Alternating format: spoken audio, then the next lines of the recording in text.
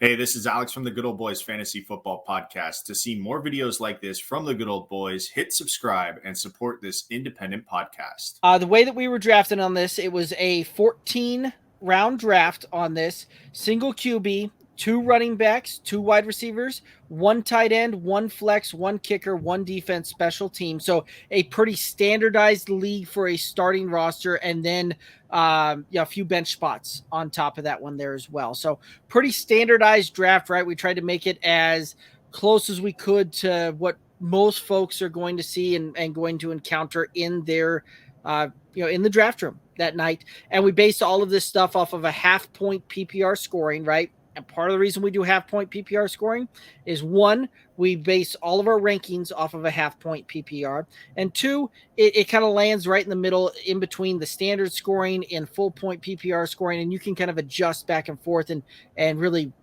see how some of that would shift and look and work based on your league there. But this will give you kind of the middle ground, and you can adjust as you need if you're a full PPR or a standard scoring league there. To 112, when AJ Brown, Patrick Mahomes, Travis Etienne, Jahmyr Gibbs, Alexander Mattison, Dallas Goedert, George Pickens. So kind of through the 7, like this was one of those that I certainly wouldn't have gone this route on this one, but looking back at it, I can certainly see the upside and see the path forward with this one.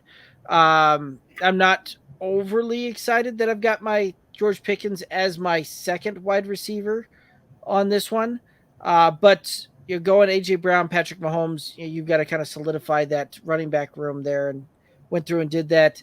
Once we get into the 8th, you got Antonio Gibson, Khalil Herbert, Alan Lazard, Sky Moore, Russell Wilson, and then kicker and defense 13, 14. So, it's one of those that you're kind of shooting for some of those upside shots with Alan Lazard, Sky Moore, to do that. And this is one of those that the only thing that I might have changed would have been grabbing a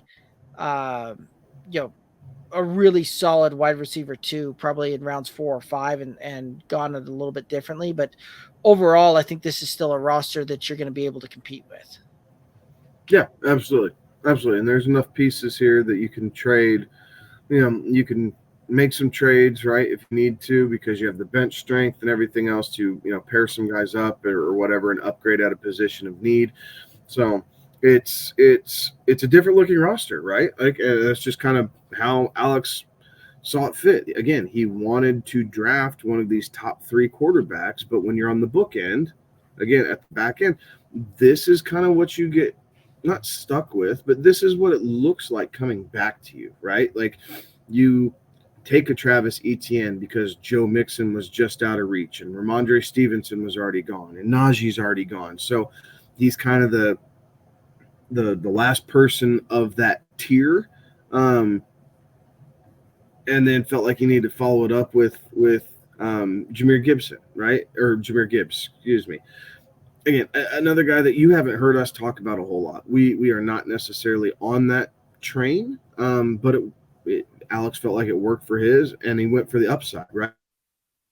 Really young. This roster's really young. Mm-hmm. AJ Brown, Etienne, Gibbs, Pickens, Herbert, Sky Moore, all these guys are really young. So it has a lot of breakout potential for what this roster is, and you are extremely, and I don't mean this in a bad way, but you're extremely loaded at the top, right, with AJ Brown and Patrick Mahomes. So you're going to have for all intents and purposes, you feel like you have a top 7 wide receiver, potential being top 5, and you feel like you have the best quarterback right